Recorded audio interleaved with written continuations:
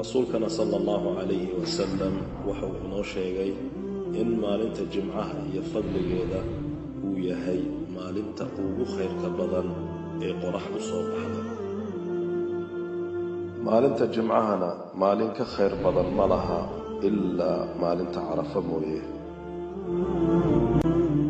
rasuulkana sala allahu calayhi wasalam waxa uu leeyahay, man qasala waاqtasala, qofkii qubaystaa, wabakara wabtakara, ee goor horaa masaajidka aadaa, wamasha, socdaa, walam yarkab wax daabad ah aan raacin, fadanaa min alimaam, imaamkana u dhowaadaa, wax lagwi ahnaanu ku dhicin ee dhagaystaa, kaana lahu bikulli khutwatin, tilaabo walba uu qaadayo wuxuu helayaa camal sanad ah, siyaamkeeda iyo qiyaamkeeda.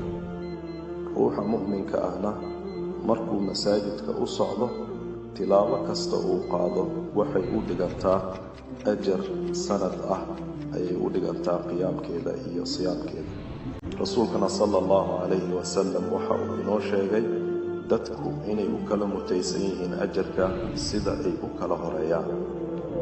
amaa sunanka laga doonaya qofka muslimka ah maalinta jimcaha waa inuu goor hore soo kacaa, qubaystaa, isnadiifiyaa, kadib ka xirtaa dharkiisa dharka ugu fiican uu markaasi heli karo, eena ka doortaa dharka cad ee wax udgoon ah hadduu haystana uu ismariyaa si uu isugu diyaariyo maalintaasi, maalinta jimcaha. qofkana waa inuu sameeyaa 5 sunan ee fitriga ah ee rasuulka sala allahu calayhi wasalam uu ina amray.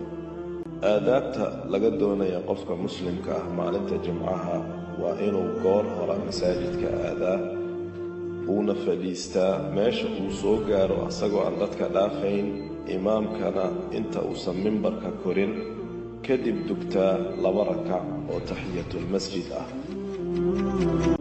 amaa acmaasha kale uu samaynayo qofka waa inuu akhriyaa suuratulkahf maalinta jimcaha, nabigana calayhi afdalu salaati wa atamu tasliim wuu ku salliyaa in badan, allaahumma salli wasallim calayh. waxaa kaloo muhiim ah inaad ogaato maalinta jimcaha in ay leedahay saacatulistijaaba. culimmadana waxay yidhaahdeen waxay u dhaxaysaa waqtiga casirka ilaa maqribka. qofkana waa inuu ducada badiyaa uu allah subxaanahu wa tacaala weydiistaa waxa khayrka ah.